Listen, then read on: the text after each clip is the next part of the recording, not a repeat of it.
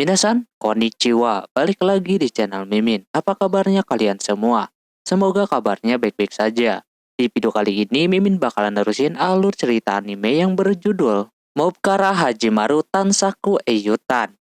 Buat kalian yang belum nonton episode sebelumnya, disarankan untuk menonton terlebih dahulu.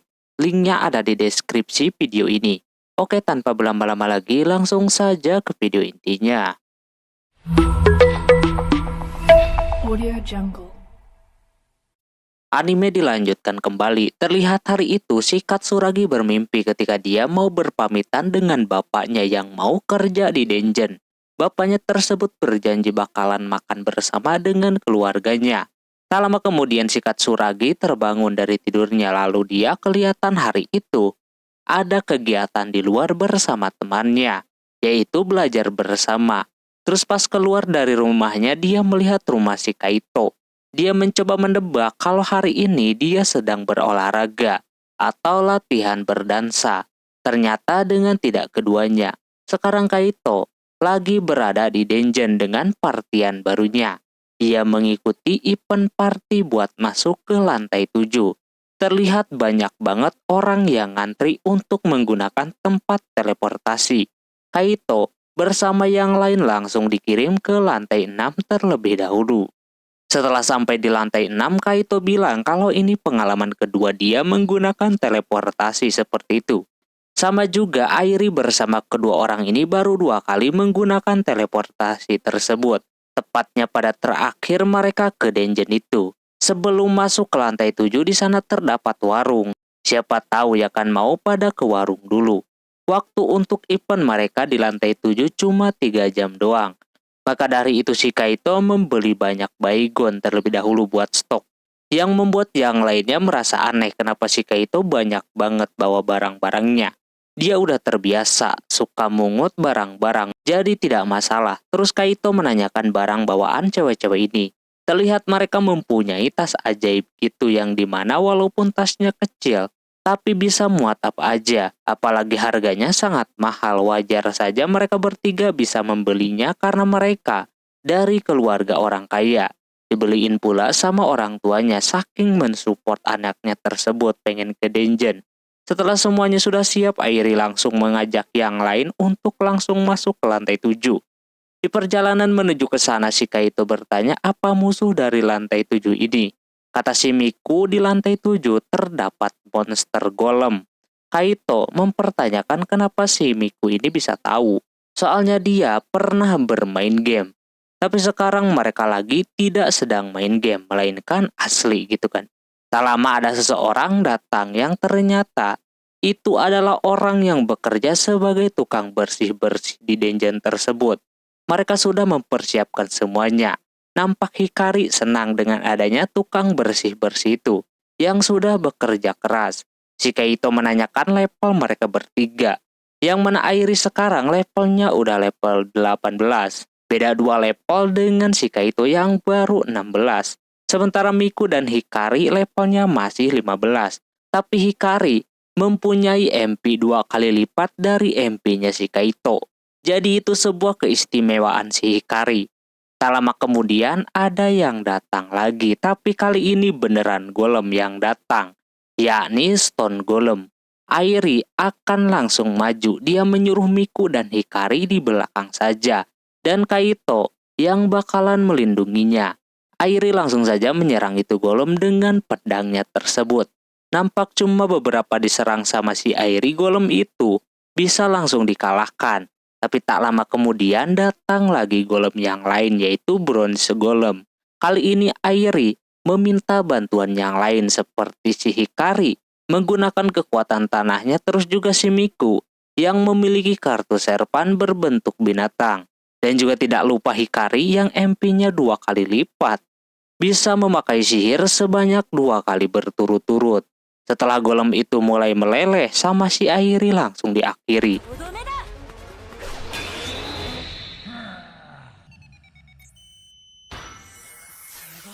Hal tersebut membuat si Kaito kagum, namun tidak sampai di situ. Ada golem lain yang muncul di belakang Miku dan Hikari. Si Kaito mencoba menolongnya menggunakan crossbow, tapi kagak ngaruh sama sekali.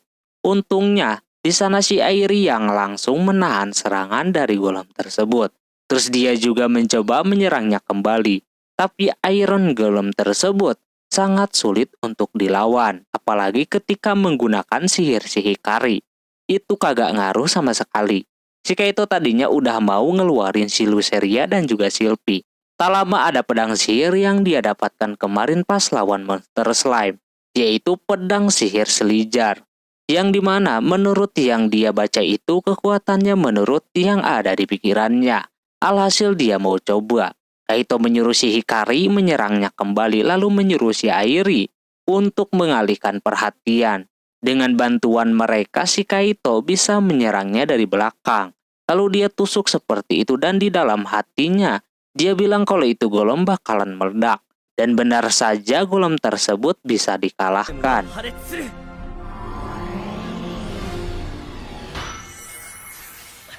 Setelah mengalahkan itu golem, mereka berempat pun kembali keluar dan mengobrol soal pedang yang dimiliki si Kaito. Yang katanya itu keren banget. Mereka mengira itu pisau buat stick, ternyata kuat juga. Si Hikari berharap dia bisa mendapatkan pedang sihir seperti itu juga. Terus si Airi sudah bersepakat dengan Miku dan juga Hikari kalau bahwasannya mereka terbuka untuk supaya si Kaito bergabung dengan partiannya lagi. Tapi di sana si Kaito masih mikir-mikir, karena dia sendiri ke dungeon cuma dengan 2 kartu serpannya. Katanya kartu serpan kagak bakalan muncul di kamera, makanya dia baru ngeh. Yang tugas di dungeon juga kagak menanyakan kartu serpan yang langka kepada si Kaito. Dan juga dia takut dilaporin sama polisi, karena dia mempunyai 2 loli. Nampak si Kaito masih bingung gitu kan, belum bisa memutuskan. Tapi Miku beranggapan kalau dia menolaknya. Airi berencana mau ke lantai 11 katanya. Karena dia harus minta persetujuan dari kedua serpannya, maka dari itu dia akan menghubunginya lagi nanti. Keesokan harinya si Kaito ke dungeon lagi untuk bertemu dengan Silpy dan juga Luceria. Baru ngomongin partian aja mereka berdua udah marah-marah karena kagak memakai mereka berdua lagi. Padahal jadwal mereka berjelajah itu kemarin harusnya. Mereka yang mendengar itu tidak setuju, apalagi Luceria pengen punya panggilan tersendiri seperti si Silpy jadi Shield. Maka dari itu sama si Kaito diberi nama Luce. Dia nampak senang banget, begitupun si Silpy. Alhasil, bukannya balik lagi ke pembicaraan, mereka malah mau berjelajah yang bikin si Kaito kecapean. Keesokan harinya dia berangkat ke sekolah bersama si Katsuragi. Dia menanyakan kegiatan si Kaito kemarin, olahraga atau latihan dansa. Dia mengatakan dua-duanya. Terus Katsuragi ngajakin buat nganter dia belanja pada hari Sabtu depan. Nampak si Kaito bisa-bisa saja. Kelihatan Katsuragi langsung senang seperti itu. Tak lama kemudian datang temannya yang menanyakan soal dia di dungeon. Apakah dia berpartian dengan bapak-bapak. Mereka berdua kaget ketika tahu kalau partiannya bersama cewek semua. 2 masih sekolah dan satunya udah kuliah. Nampak mereka berdua agak tertarik lagi untuk balik ke dungeon. Singkat cerita sudah hari Sabtu, saatnya si Kaito jalan-jalan bersama si Katsuragi. Ketika berada di stasiun di sana ada berita tentang inti sihir gitu, tapi si Katsuragi menyuruhnya buat fokus jalan-jalan saja. Alhasil tempat pertama si Kaito diajakin buat beli baju. Dia harus memberi nilai yang dimana katanya bagus dan cocok semuanya yang bikin si Katsuragi bingung. Alhasil dia menyuruh si Kaito untuk memilih 1 baju dari ketiga baju tersebut. Kaito memilih baju yang ketiga, jadinya Katsuragi belinya yang itu doang.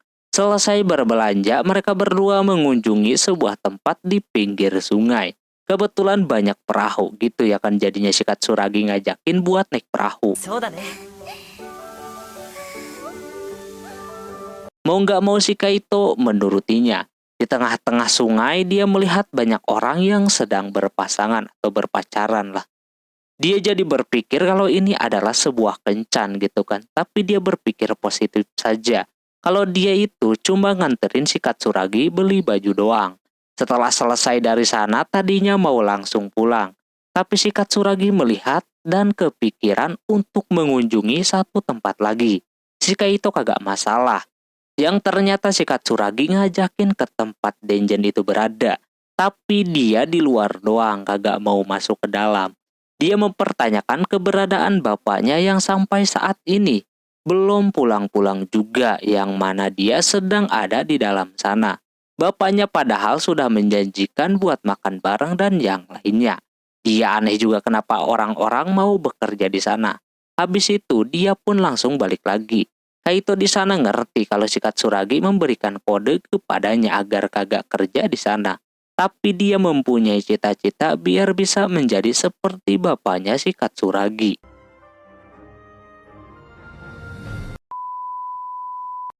Singkat cerita, terlihat si Kaito sedang di Denjen untuk mengasah kemampuannya, yaitu menggabungkan sihir pedang dengan bola air miliknya, yang berubah menjadi pedang es seperti itu.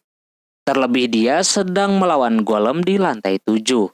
Dengan mudahnya dia bisa mengalahkannya. Silpi sangat terkesan dengan kekuatan si Kaito yang sudah berkembang pesat, sampai bisa menggabungkan kedua sihir itu.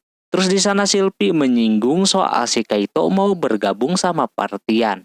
Dia ingin tahu alasannya. Apakah mereka tidak terlalu kuat atau bagaimana? Makanya si Kaito mencari orang lain. Si Kaito menjawab kalau dia ingin menjadi lebih kuat lagi. Menurutnya si Luce dan Silpi itu udah kuat banget dan juga dia bakalan ke Denjen cuma pas akhir pekan doang. Mereka kagak bakalan dikeluarkan juga.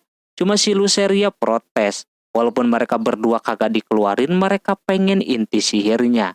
Akhirnya si Kaito mendapatkan lampu hijau dari kedua loli tersebut.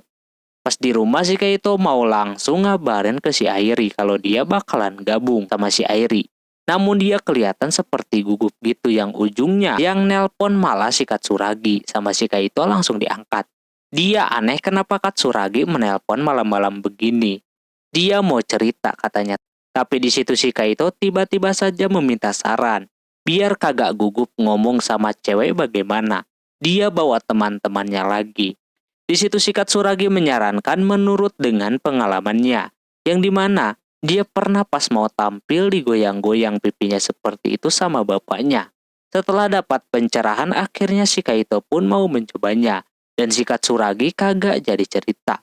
Mungkin dia awalnya mau cerita tentang baju yang dia beli kemarin. Si Kaito malah langsung nelpon si Airi dengan keberaniannya. Di sisi lain, ketika si Airi sedang latihan berpedang, ada telepon masuk dari si Kaito. Kalau dia bersedia untuk gabung dengan partiannya.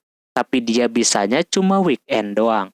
Airi kagak masalah karena emang mereka suka weekend doang. Kalau hari biasa yang lain pada sekolah.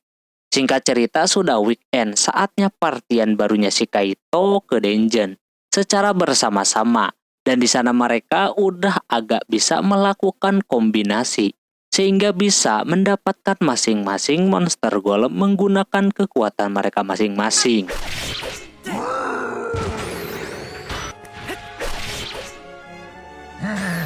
Setelah semuanya beres, mereka aneh dengan kekuatan sihirnya si Kaito. Karena tadi dia mengeluarkan bola air, tapi berubah menjadi pedang. Katanya dia menyatukannya dengan pedang sihir, makanya berubah menjadi kayak gitu. Menurut Airi itu sangat keren. Tak lama kemudian si Kaito udah lapar banget. Saatnya mereka makan siang. Terus malam harinya terlihat dia baru pulang. Dia keingat ketika makan siang tadi, yang dimana bekal mereka ini sangat mewah-mewah. Ya maklum sih, orang kaya ya kan. Terus dia dapat pemberitahuan kalau besok mereka akan ke lantai 8. Hal tersebut membuat si Kaito tambah bersemangat lagi. Dan keesokan harinya si Kaito membeli beberapa peralatan seperti baju pelampung gitu sama senapan sihir. Soalnya dia dapat info kalau di lantai 8 itu tempatnya banyak genangan air. Itu juga bukan pelampung biasa, yang dimana itu bisa menahan serangan musuh. Setelah sampai di lantai 8, benar saja banyak genangan air. Dan di sana belum apa-apa, baju yang dikata kuat itu malah langsung menghilang gara-gara monster lele. Padahal dia beli baju tersebut mahal banget, jadi mau nggak mau dia harus mengikhlaskannya. Ditambah crossbow yang dia buang dipakai sama si Miku. Yang mana padahal dia baru pegang gitu kan, tapi tembakannya udah tepat sasaran. Terus mereka di sana ketemu banyak monster macam kudanil, cumi-cumi, dan yang lainnya. Yang dimana cumi-cumi itu udah langsung gosong sama si Hikari. Setelah semuanya dikalahkan, mereka masih disibukkan dengan monster lain, yaitu ikan tuna yang banyak banget. Semua orang yang ada di sana mengeluarkan skillnya masing-masing. Di sana senapannya si Kaito udah habis. Dia melihat si Airi seperti enak gitu kan menggunakan tombak kayak gitu. Jadinya dia rubah pedang sihirnya itu menjadi tombak macam si Airi. Dan juga dia meniru gerakannya si Airi.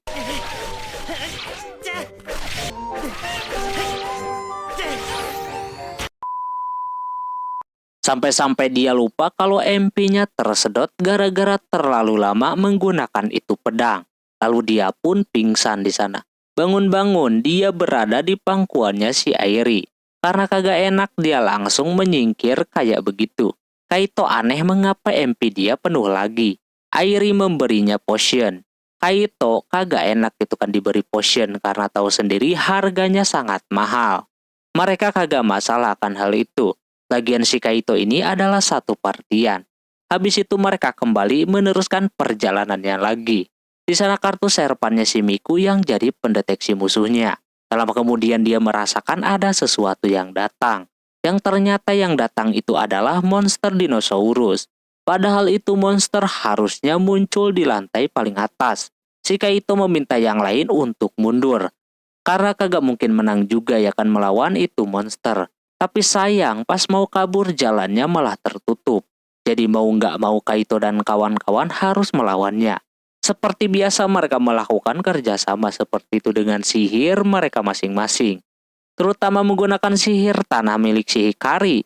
Yang kagak ngaruh sama sekali, terus oleh kartu serpannya si Miku pun masih sama juga. Terus Kaito mencoba mengalihkan perhatian dinosaurusnya tersebut menggunakan pedang sihirnya. Tapi pas dia tusuk, damage-nya terlalu lemah. Sampai tidak terjadi sesuatu sama itu monster. Sampai akhirnya si Airi menyerangnya dari belakang. Lalu menancapkan pedangnya kayak begitu. Tapi sama aja serangnya kagak mempan sama sekali. Malah dia yang terpental jauh. Dia kelihatan berambisi banget untuk menjadi kuat. Biar dia bisa menjadi seorang pahlawan. Situasinya udah genting banget. Ini harus memanggil kedua serpannya itu. Walaupun dia sebelumnya udah janji kagak bakalan mengeluarkan mereka berdua. Tapi situasinya saat ini udah kagak usah mikir dua kali lagi. Alhasil Kaito langsung memanggil keduanya. Seketika mereka kaget. Lalu Kaito menyuruhnya untuk langsung mengalahkan itu dinosaurus. Dengan combo mereka berdua dinosaurus itu langsung tumbang.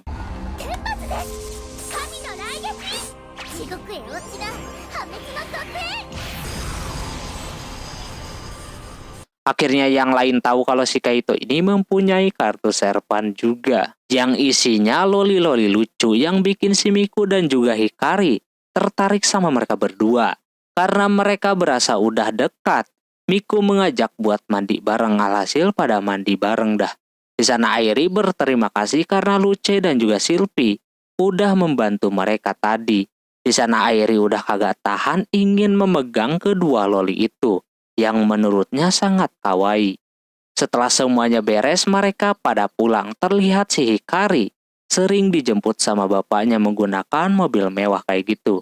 Terus si Kaito tadi mendengar kalau si Airi pengen menjadi seorang pahlawan. Lalu mereka berdua ngobrol terlebih dahulu pasal tentang hal itu. Dia mendapatkan motivasi menjadi pahlawan itu dari bapaknya. Yang mana kalau dia udah kuat, otomatis dia ada peluang untuk menjadi pahlawan. Terus dia ngajakin ke kampusnya yang dimana dia kuliah di Akademi Oka. Minggu depan dia boleh ke sana buat melihat-lihat. Keesokan harinya pas di sekolahan dia bercerita tentang dia mau main ke Akademi Oka. Mereka menyarankan untuk sama si Katsuragi saja. Lagian dia mau ke sana juga sekolahnya. Ditambah kemarin mereka udah kencan juga. Tak lama dia mendengar omongan si Kaito lalu dia mendekatinya. Terpaksa di sana si Kaito mengajaknya buat ke Akademi Oka. Kebetulan si Katsuragi juga mau ke sana. Jadi pas banget. Shinji dan juga Hayato ngajakin temannya si Katsuragi, tapi sayangnya dia kagak mau ikut. Setelah akhir pekan, nampak mereka berdua udah bersiap dan si Katsuragi menggunakan baju yang kemarin dipilih sama si Kaito yang nampak imut menurutnya. Oke, mungkin segitu dulu untuk episode kali ini. Mohon maaf bila ada kesalahan dalam penyebutan nama tempat atau yang lainnya, dan sampai jumpa di episode selanjutnya. Jambatan nih. Bye-bye.